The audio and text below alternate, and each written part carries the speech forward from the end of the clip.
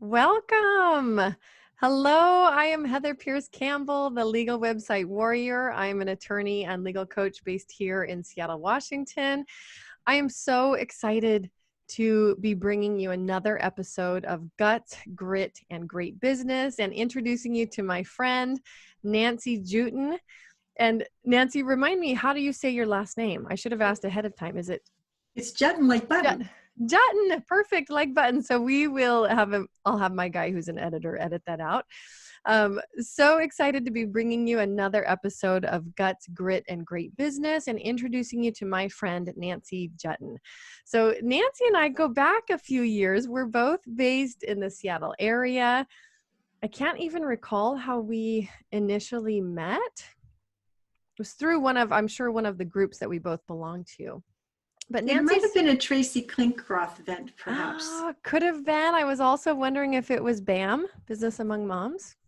Maybe, or it could have been that speaking event, the woman, gosh. Yes, Erin Lohman. Yes. The Speaker Success Summit. That's it. I think that's where it was because I was speaking at that event. Yes, I was too. I think that's it. Oh my gosh, I love connecting the dots. So that was in 2017. And we crossed paths there. And you're just one of my favorite local people, even though we haven't been able to spend a ton of time together. You know, we both have had very interesting journeys these past few years. You're always a bright light. And when I get to see you online and in groups that we share, I just really enjoy you as a person. And I'm so excited to have you on the show today. So for those listening, let me take a minute and introduce Nancy. Nancy is a marketing consultant, a virtual trainer and speaker, an online marketer, an information product creator and connector, and all-around do-gooder. I love this, and I pulled this off of your LinkedIn profile, Nancy. She is a dog lover, word wizard, which I know to be true, and a connector who leads with generosity first. Since 2009, Nancy Juetten, who is the Bye Bye Boring Bio Workbook author, has upgraded bios for speakers, experts, and authors who once struggled to broadcast their brilliance on paper or online. She says a brilliant bio opens the door to something more instead of a snore. The time to make yours memorable is now. So Nancy, I mean, if people can't get what you do, even from that short introduction, you know, they're really missing the point. You are brilliant with words. And I love, like, even the alliteration that's happening there. I love it. Talk to me about how you got started. How did you get going down the path of working with words and becoming a wordsmith and really focusing on that as your calling? Well, you know, it really did start when I was 9 years old. And here's what happened. I lived in Southern California. It was July. It was hot as blazes outside. My dad was an actor in Hollywood, and we watched a lot of television. And I remember seeing this owl talking about how many licks it takes to get to the center of a Tootsie Pop. And one Saturday, I sat on the porch and I figured it out. And I wrote a letter to the president of the Tootsie Pop Corporation with a purple crayon and told him that I knew how many licks it takes. And what do you think about that? And I licked the stamp and sent it off with this sense of great expectation. And you know what? A few weeks later, I got this gilded certificate in the mail. And it said, very few people know how many licks it takes to get to the center of a Tootsie Pop. And this certificate belongs to one of the few who do. And here's why that was important to me is because I grew up in the shadow of a star, I always felt very invisible and unimportant in my family. And when I got a letter from the president of a major corporation acknowledging me because I wrote a letter to acknowledge him, I knew that I was supposed to use words to make a difference for others and to make others feel important. And I've been doing that my whole life. Wow. So you said that happened when you were 9? Mm-hmm. And then in high school, I was the editor of the high school newspaper, and I was always sniffing out a story. And I became incredibly talented at writing headlines and speaking in sound bites. And what do you know? I grew up in the shadow of an actor And so it was just sort of a natural progression that I should become a publicist, standing behind powerful people, making them look big in the spotlight. And then there was a funny thing that happened. And I started to have publicity envy for all of the big name clients that I was promoting. And I started to think, if I'm able to make them look so big in the media, and for them to get all these awards and all these accolades, and to get new opportunities, and to bring about the rewards that are coming toward them in ever increasing amounts, what if I turned my own expertise on my own talents so that I could have those rewards too? Because at that time, while I had all these bank CEOs and president of chocolate companies and presidents of hot tub companies and people from David Bromstad and Vern Yip were my clients. These were really big name people. I did a Google search for my name, and you know what came up? I ran 10K races really slowly. And I didn't like that. So I thought, you know what, I better turn my own machine on my own. If you don't like what comes back in a Google search, you do have the power to change your fate and change your story. And I started stepping in front of the microphone and speaking up and sharing my message of getting known and getting paid. And all of a sudden I became this thing. I love that. Well, and first of all, I just want to say that I'm impressed that your name came up along with 10K races, period. I know I'm not out there running 10K races, even slowly. Well, I think the slow part was the part that, I mean, even that's sort of a metaphor for my life, because I was running 10K races really slowly. And I think a lot of us are overnight successes that took 10 years to build. And or 15 or 20, right? And none of it happens, you know, you think it, for some people that you look at their Facebook feed and you think that it happened overnight, and that it doesn't happen that way for all of us. And I've been at this a long time. And so the fact that I was a long distance runner and I handled it step by step, that here I am still today making things happen.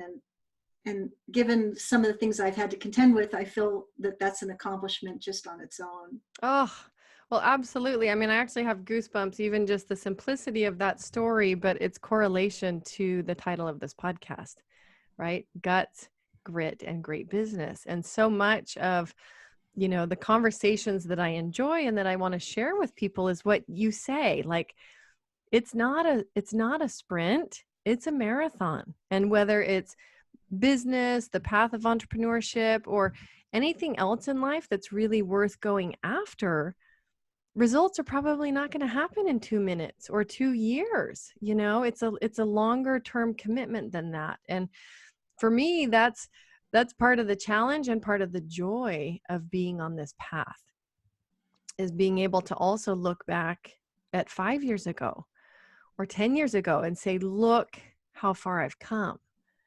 Right? Yes, there's more to go. Yes, I think that with so much emphasis on creating results in our business, we can easily notice the journey that we've traveled and the blessings that have come our way, that sometimes don't come our way in the same shape or form that we were envisioning. Sometimes it's something better that we couldn't have imagined.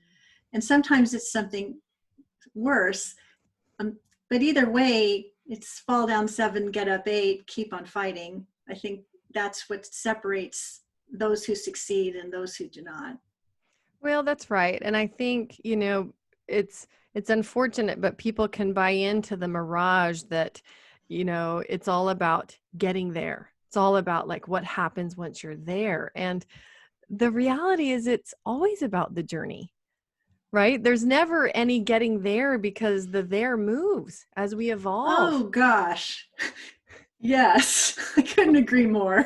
I could not agree more.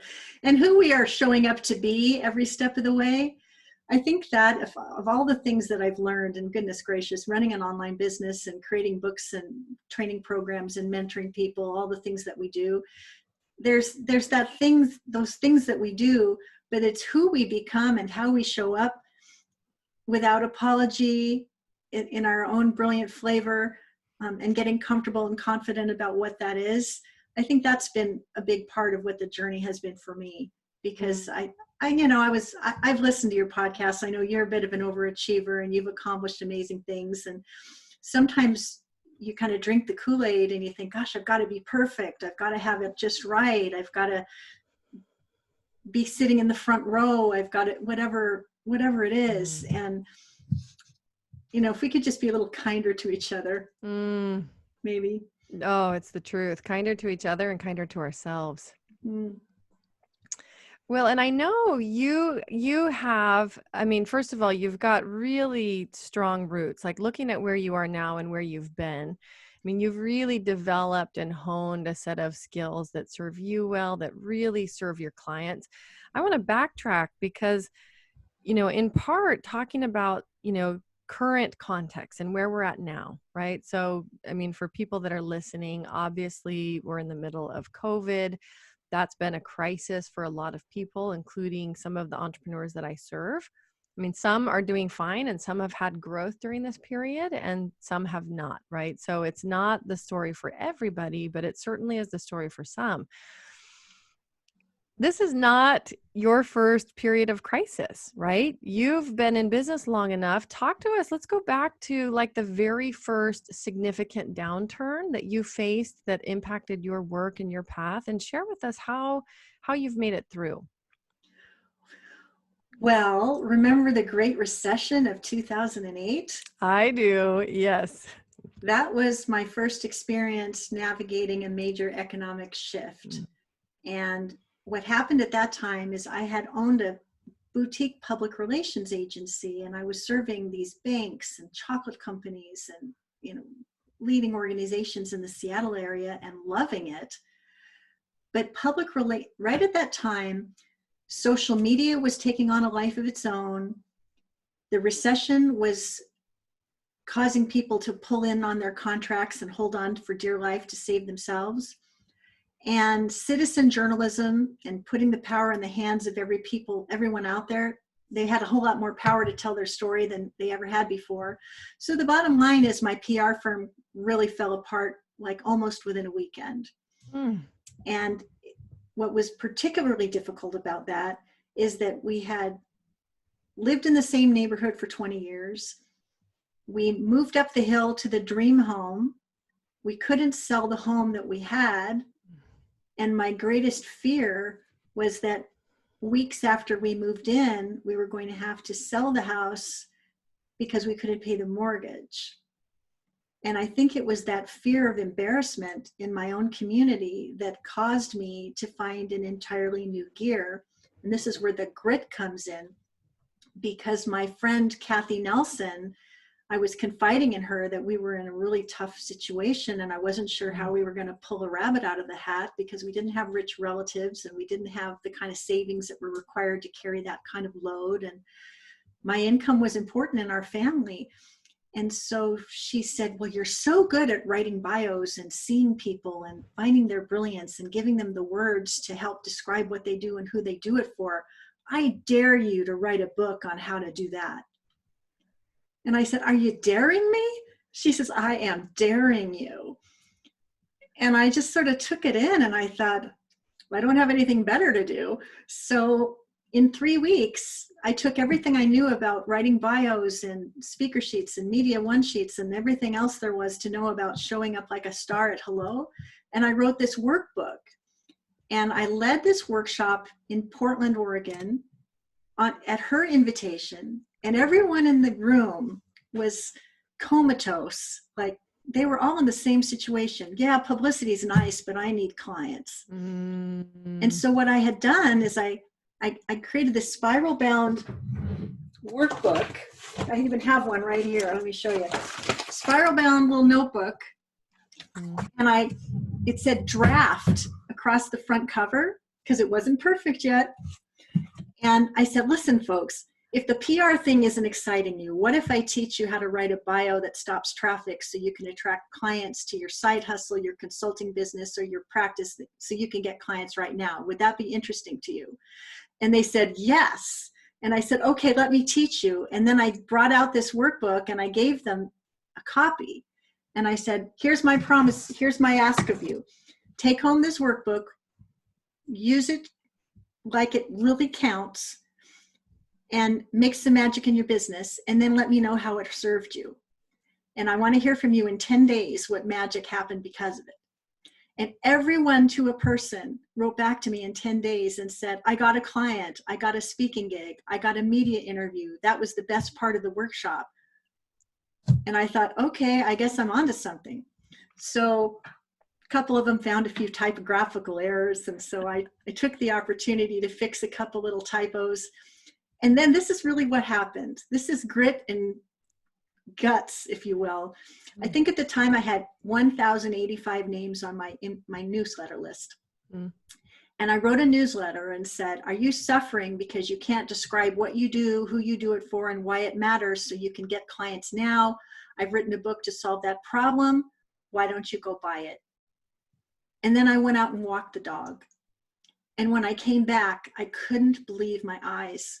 I was looking at my screen. You have an order, you have an order, you have an order, you have an order. It went for screens and screens and screens. And I only had 1,085 people on my list. So I call my husband over and I say, you've got to see this. And he says, what am I looking at? And I said, it's money in the shopping cart. He says, how much is it? And I said, it's enough to pay the mortgage. And he said, oh my gosh, whatever you did, could you please do it again? And that was that. So wow. So for people who are listening, because at the beginning of this little segment, Nancy held up the book. This is the birth of your Bye-Bye Boring Bio, right? yes, absolutely. Awesome. And that book saved my bacon at the precise time that I needed to bring it home. And I started teaching workshops about how to make your bio better. And I started doing keynotes about transforming your boring bio from wallpaper to wow. And I started, like, one thing led to another. And all of a sudden I was that gal that taught that content. And I built a whole business around saying bye-bye to your boring bio, saying hello to opportunity so that you can get known to get paid. So that's how I became the Get Known to Get Paid mentor. And it was just like an accidental thing that turned into a huge blessing for me and a huge blessing to the people that I got to work with.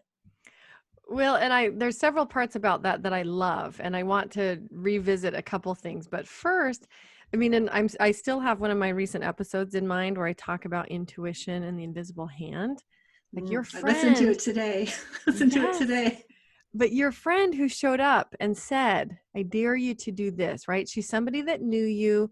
She knew your talents. She knew your strengths. She knew that you could make good on, like, in my mind, like, that was the invisible hand saying, here, Nancy, you've got an opportunity. And in that moment, you trusted your intuition to say yes and to go with it and to turn around and actually turn it into something. And like, anyways, just the timing of that and the way that it served you, I just love that so much as an example of the way that opportunities show up in our life. And then I want to touch back on the pain point of anybody who's ever been asked what they do and they don't have a clear, concise, powerful response. I feel like that's been all of us at one point or another, right? And the importance of getting that down and creating something that's in alignment with the way that you want to deliver your message and position yourself correctly so that not only can people experience you in that moment, but they get some insights into your work or the transformation that you create for others, right? And that can be a really hard thing to get down by ourselves, right? To figure it out ourselves. We often don't see the way that we should be presenting. So talk to us a little bit about that process and how you walk people from, confusion and a horrible introduction into, right, the other side of that picture, the really clear, powerful presentation of who they are and what they do. Well, I do have a 5-step process that I can walk us through, but there's one more piece that I don't articulate in the process that's probably the most important piece of it. And we've all been to networking events where somebody's looking at an index card or a note paper and they're just trying to say it and get it right. And when you see somebody struggling like that, you know that they haven't figured it out, but who they are being in that moment, how they are showing up, it's revealing, but not necessarily in a brilliant way. Mm-hmm. And if people could just relax a little bit and speak more conversationally about what they're excited about in their business or what's special and different about what they do, instead of being hooked into some particular turn of phrase. I mean, when I see someone go, I am the so-and-so that does this, that, or the other, I immediately say, this person isn't ready for my work. I don't feel confident signing up with this person because they're still trying to dial in their message. And if they can't dial in their message, then what else can they do for, you know what I mean? Mm-hmm. So like, if you could just be who you are, look people right in the eye, practice your confidence, practice paying attention to other people and being a good listener, like then you're going to be more in the moment to actually create a connection that can lead to a conversation.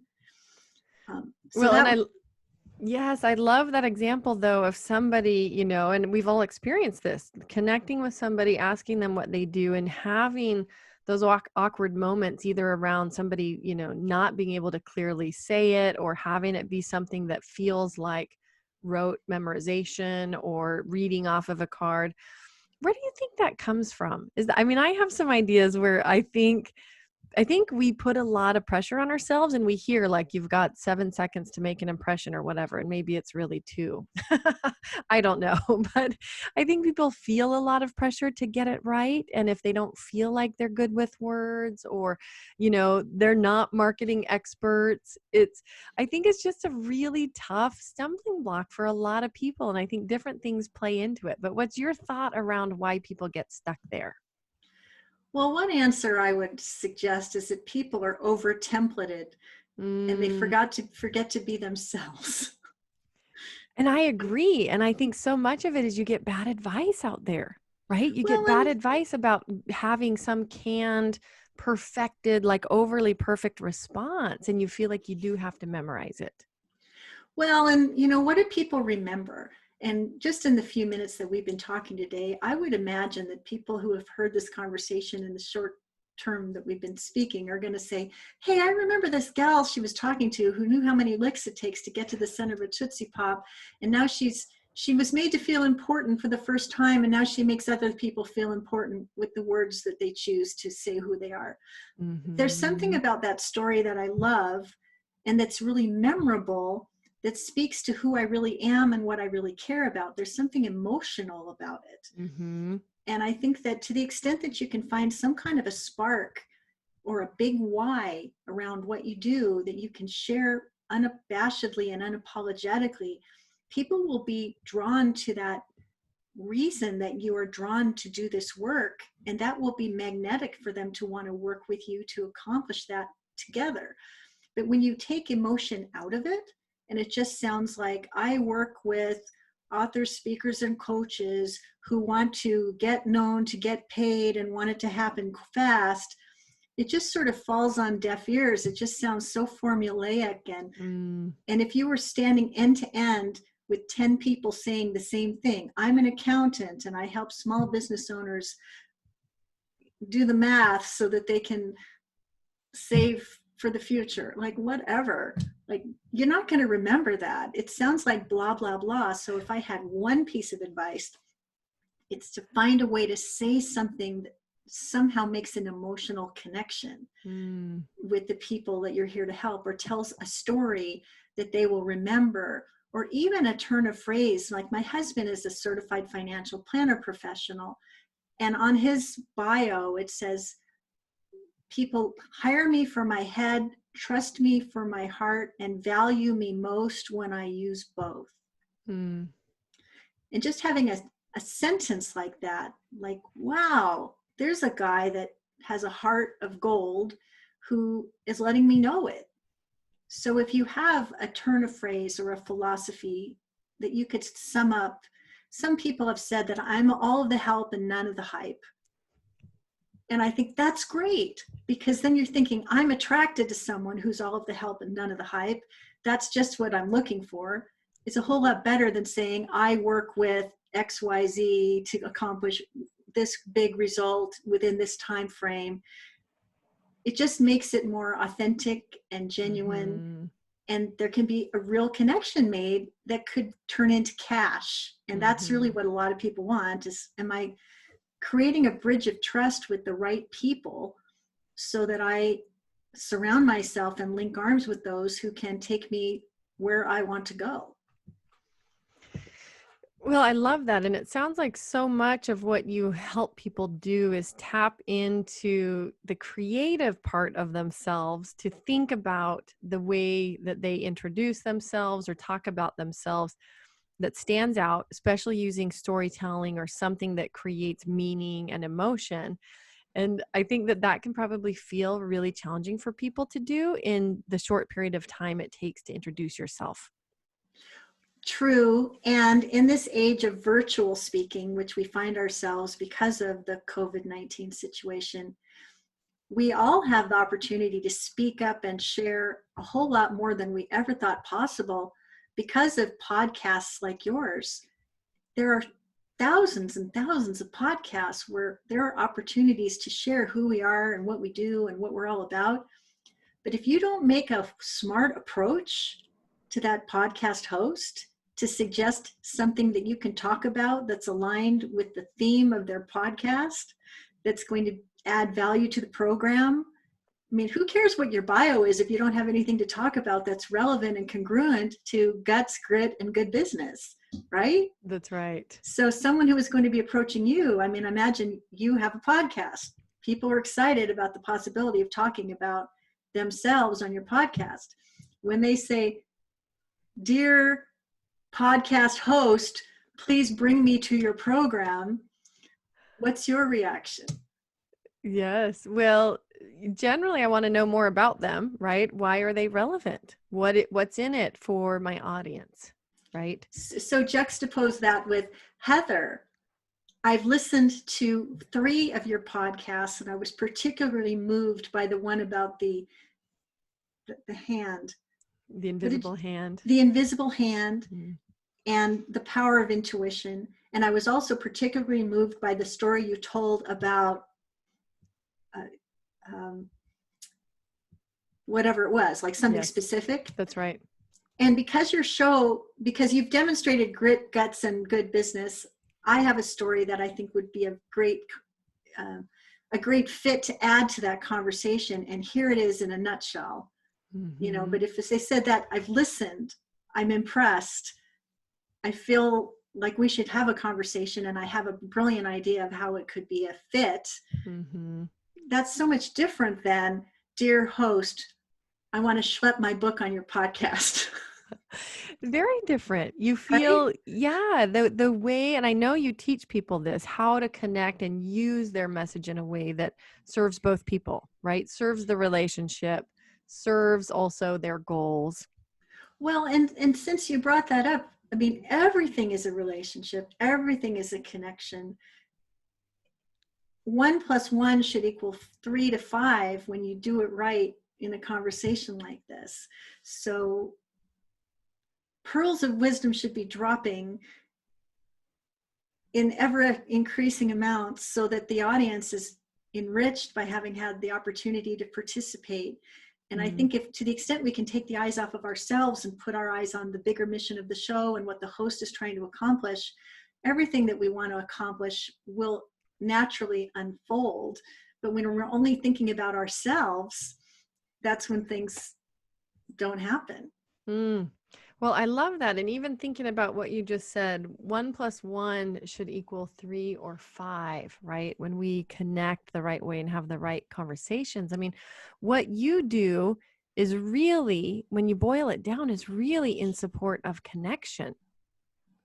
That's yes. It's really in support of connection so that you can get to the 3 and the 5 out of 1 + 1. Because if we bore them at hello, there's nowhere else to go.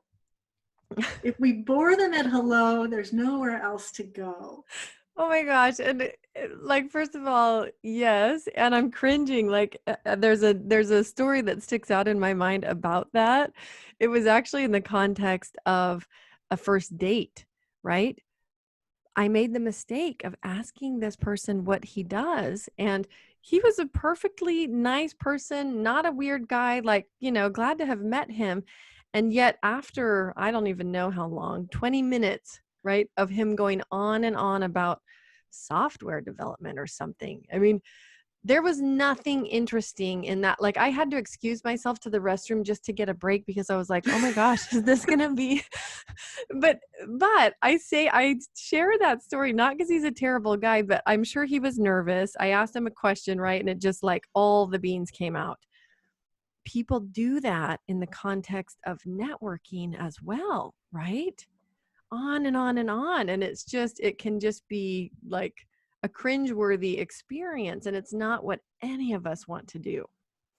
So recognizing that there's so many opportunities for us to raise our voice and make our impact and create relationship, even in this virtual world we find ourselves, once you find a way to talk about yourself in a way that opens a door, put more of your attention on how you can amplify what you have to share and the stories that you can tell so that people will remember what they heard and be called to take the next logical step if they felt intoxicated by meeting that person.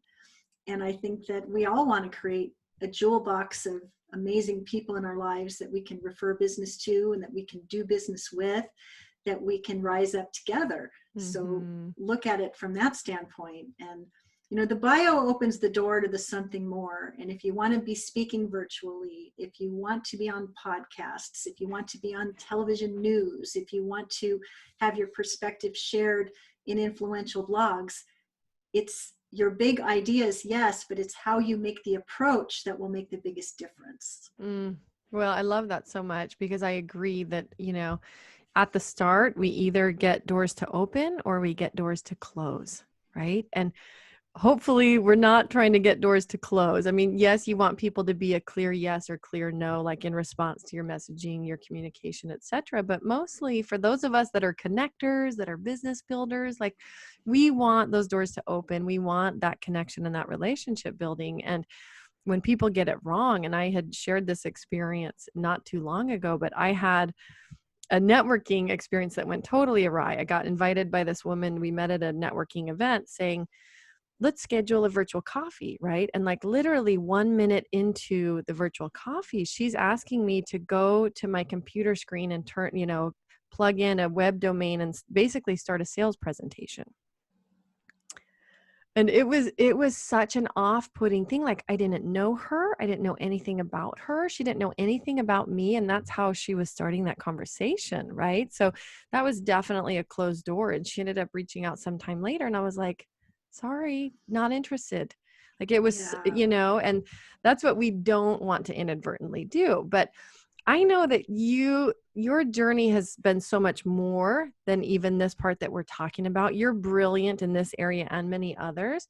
Talk to us about some of the other ways that you have used your phenomenal life experience to serve those that you've worked with. Like I know you did something in recent years where you had, I think, some tough personal experiences and you turned that around as a way to serve people through that. Do you want to share on that?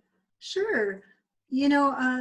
Jeffrey Van Dyke is a strategic coach that I met a number of years ago, and he said, out of your deepest wound in life calls forth your greatest gift to share. And the first time I heard it, it hit me squarely between the eyes because my whole work around bios and getting people seen and heard came from a wound of never feeling seen and heard in my own family. And so knowing what that feels like, I know what it is to give that gift to other people. So it's more than just being seen and heard. It's being made to feel important and to be given wings to fly in ways that are beyond your expectations. And that's really personal work that I love to do that makes a lasting, profound difference on people. So about 2 years ago, here I am cruising along with this very successful business, and life started hitting the fan for me in a whole bunch of ways that really derailed me in a lot of it really derailed me. A couple Mm. of things. I'm away 3,000 miles away speaking at a conference. I find out that our home has been burglarized. Everything of value has been stolen. And oh, by the way, the cars that were in the garage are no longer there as well. Gosh. 3 women in my life, death, disability, and divorce, unexpected, had their lives completely undone in minutes. There was a challenge around some misuse of my intellectual property that brought me into some kind of a conflict that was expensive and mind-bending to address. I know you're a lawyer, so you appreciate that. Mm. My husband had a mini stroke in December of last year, and I spent 32 hours at his bedside in the intensive care unit wondering if I was going to be lucky enough to bring him home. My mom was diagnosed with dementia. She died 2 weeks ago, and now we have COVID-19. Yeah, you've been through the ringer. That's all been in the last few years. Yes. Mm. And it's derailing. And for a while there, I just sort of checked into Pity Party Hotel and had myself a good long crocodile tear kind of cry and felt just not capable of shaking it off because that was just a lot. A lot. It was a lot. Mm. And I go back to Jeffrey Van Dyke's quote, out of our deepest wound in life calls forth our greatest gift to share. So what did I do? I'm married to a financial advisor. Because of these 3 ladies in my life whose lives were upended, I said, if you're hit by a truck tomorrow and I have to run this enterprise that's our life, I'm not sure I know where everything is so that I can do it. Mm. What I really want for Christmas is a system and a roadmap so that I can manage our entire life without having to ask for permission or be a desperate housewife. And we looked online to see if we could find something optimistic and playful that would help us get this mission accomplished. And everything we found was somber, end of life planning. Yeah. And so being creative and talented as a team, we created the Life Goes On roadmap system for personal financial information organization. And we licensed it to a dozen or more financial advisors. We've sold it to hundreds and hundreds of families across the country. And now a leading bank in America is in the final stages of approving it for use with 140 branches and all their clients across America. Nancy, I did not know that. Congratulations. Thank you. That's phenomenal. Oh, but I got to tell you, I mean, here we are in COVID-19. Right. And I don't mean to be smiling, but there's lives that are being lost every single day. And you would think that the whole world would be waking up to the importance of getting your act together before something sudden or random could stop you. But this kind of a product is got a very narrow window in terms of who's willing to address that. Mm-hmm. People are more interested in fashionable masks and large quantities of toilet paper they can stock up on, and jars and jars of hand sanitizer. These are the kinds of things that people want to spend their money on. But when it comes time to actually using your shelter in place time to organize your life, it's been surprisingly sobering how few people are actually doing that.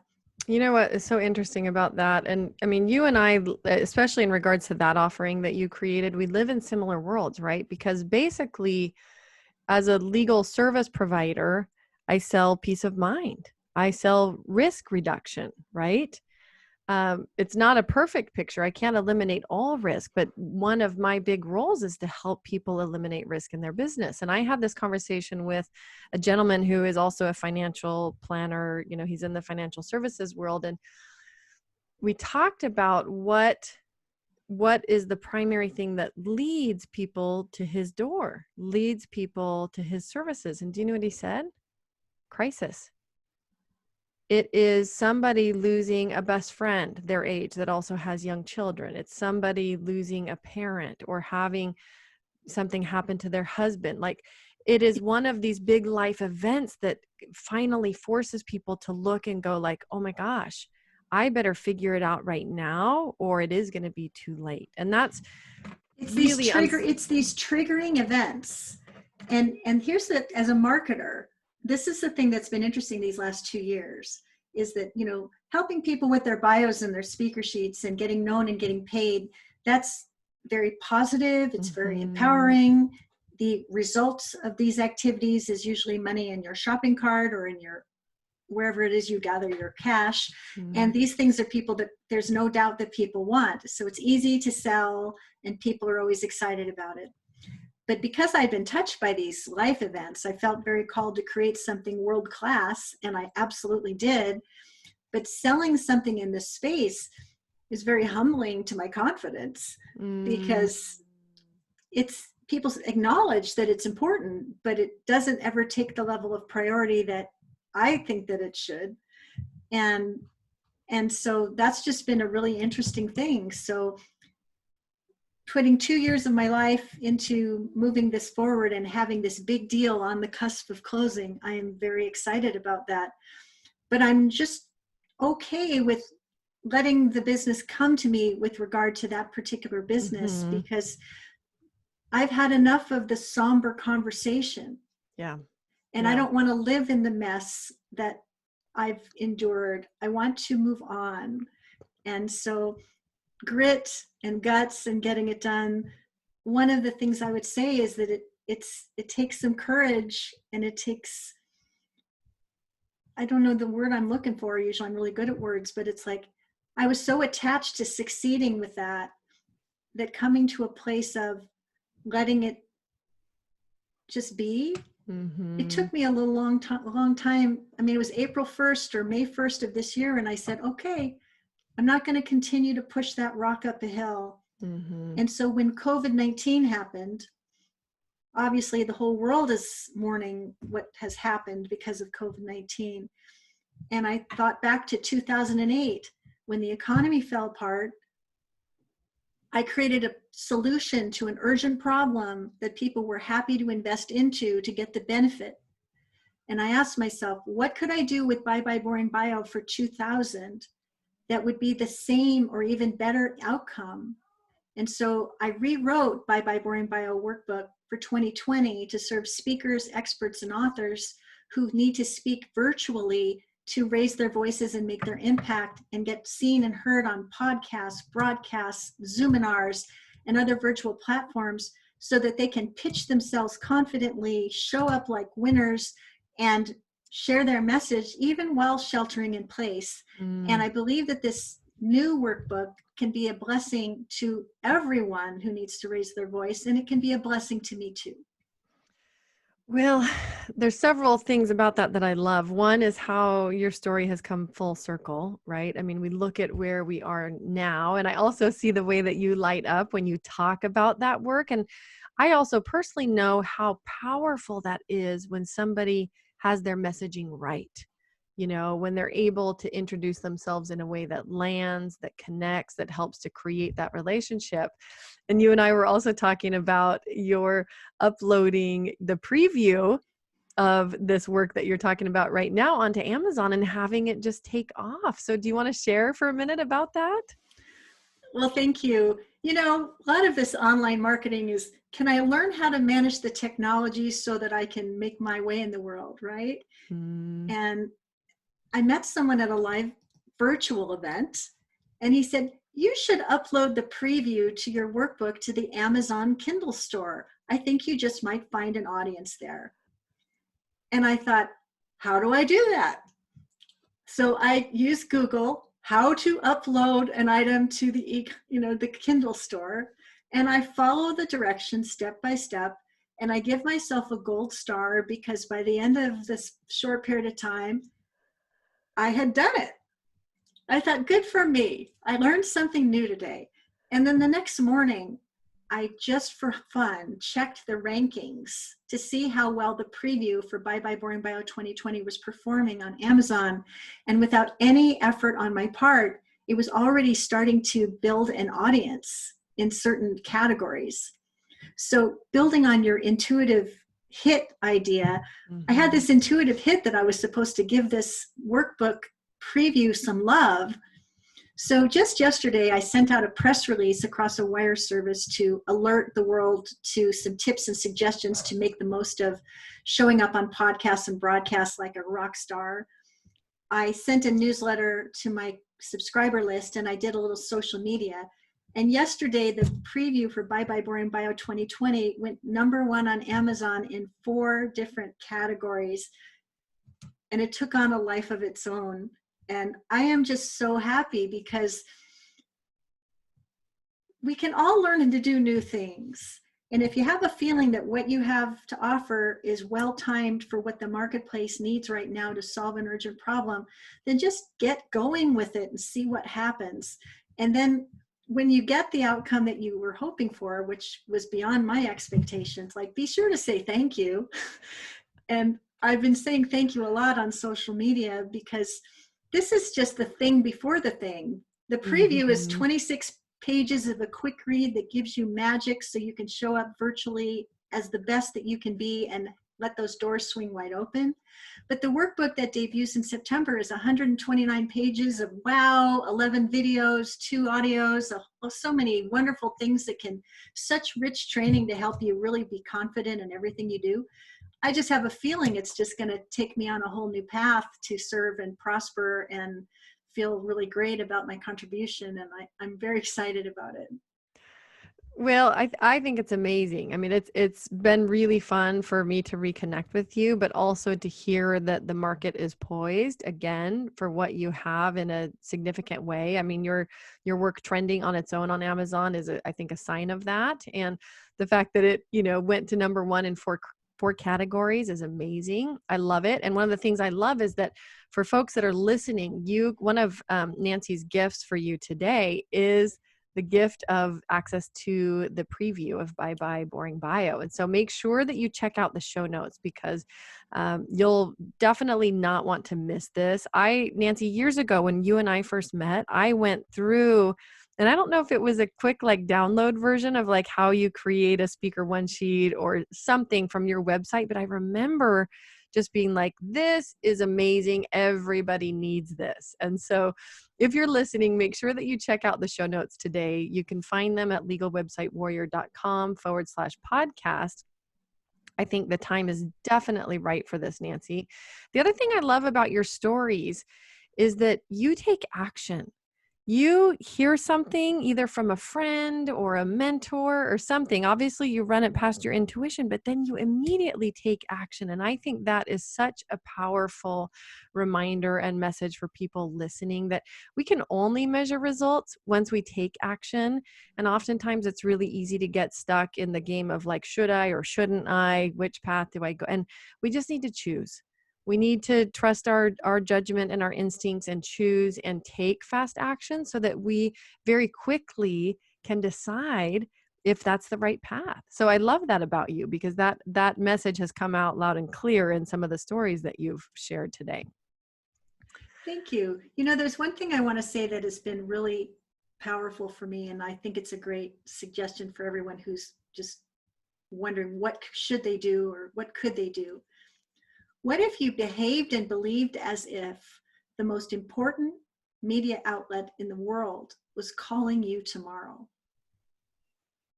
If you could anticipate that phone call and have your media one sheet ready and your short bio and the 5 questions you most like to be asked on a podcast, your headshot and the cover of your book, if you had all those things ready to share at a moment's notice, and you were able to say, thank you, National Public Radio, for the invitation to be on your program. By the time the phone hits the cradle, I'll have all these things for you. What more can I do to make this a great show for you and for everyone who's listening? This actually happened to me. The producer said, will you please teach the world to do what you just did? So behave and believe as if the most important opportunity is going to knock on your door tomorrow and show up to meet it like a pro at hello. You will leapfrog over other less prepared, less worthy speakers and be the star that you always thought you could be and to be in the light that you need to be in to make the impact you're here to accomplish. Well, and the thing I love about that is that people often have this idea that people at the top of their game, like somehow get lucky, right? That there's something else at play, that they're either like a natural talent or they get lucky. And I always go back to that quote about luck is when opportunity meets preparedness, right? And you're talking about the preparedness portion of that equation, right? Opportunity will show up when we're prepared. Well, and Russell Wilson of the Seattle Seahawks, who won the Super Bowl once at least, he said that the separation was in the preparation. And there's one more piece about this that's really important. If you've been through any downturns or difficult circumstances or things that knocked you down, your mindset sometimes can go to scarcity and lack and I'm not good enough and I'm an imposter, or I'm too thin, too fat, too this, too that. Like, work on what's going on between your ears all the time so that you can lean in and have a positive expectation that something brilliant really will and is intended to happen. Because what you think about often manifests. And why not think, don't argue for your limitations, Richard Bach would say, argue for your upside and do everything you can to welcome that and be prepared for it when it happens. Absolutely. Don't argue for your limitations. Well, and also your last point to me just reinforces, my belief and my experience that the path of entrepreneurship or building a business is very, very intertwined with the path of self-development and growth, right? So this concept of, being in charge of what happens between the ears, and it impacts us in every area of life. One final question for you, and you might have already answered this, but I'm going to ask it anyways. Because of the times we're in, what are some considerations folks should be making right now to make sure that their messages are current and on the money to serve in today's challenging times? Well, if the last time you looked at your bio was when your website went live 10 years ago, let this podcast be your wake-up call to look at it with fresh eyes as if for the first time, and ask yourself what has changed and what needs to change as soon as possible to showcase who you serve, why it matters, what results you're going to bring about for those folks, and why you are the one that they want. A bio or a speaker sheet or a media one sheet, these are not just real estate that you fill with Greek letters. This is real estate you fill with a real message that's meant to resonate with the people you're here to help. If it's been too long, it's time to take a fresh look. And that would be my advice. No, I love that. And I think it's really easy to let certain things in the online space and in our business get stale. So I think that that's a perfect message. It's time to revisit, where are we? How are we showing up? Is that messaging consistent with what our experience has been to date and what we really care about people knowing? Nancy, and make sure your photo matches what you see in the mirror, because if it's been a few years, hairstyles change, time marches on. If you're going to fib about what you look like, what else might you be fibbing about? Right. Yes, there's a lot of truth in that. And it's funny because as a former photographer, I'm always on people about updating their images. And what do I need to do? Update my image, right? And I'm going through actually a website upgrade right now, but images are going to be a key part of that. And I'm like, how am I going to do this in COVID? I've got to figure it out. But offline, I have a referral for you, because awesome. there's a photographer that's actually creating brand imagery virtually. It's a fantastic innovation in this time. That's that amazing. I think is, there's so many people creating amazing ways to serve and meet needs in today's marketplace that it's an inspiration. We can all rise up to meet their great ideas. I love that. I love that. Well, Nancy, I'm so grateful that we got to connect today. You're brilliant. I love your heart. It's so good to see you again. And I'm so excited to share your message with my audience. Any final thoughts for people before we sign off? Be the best you can be, and remember to put an emotional connection so people are leaning in and can't wait to journey forward with you. Oh, I love that. So good to see you. I hope we will reconnect again very soon. Thank you.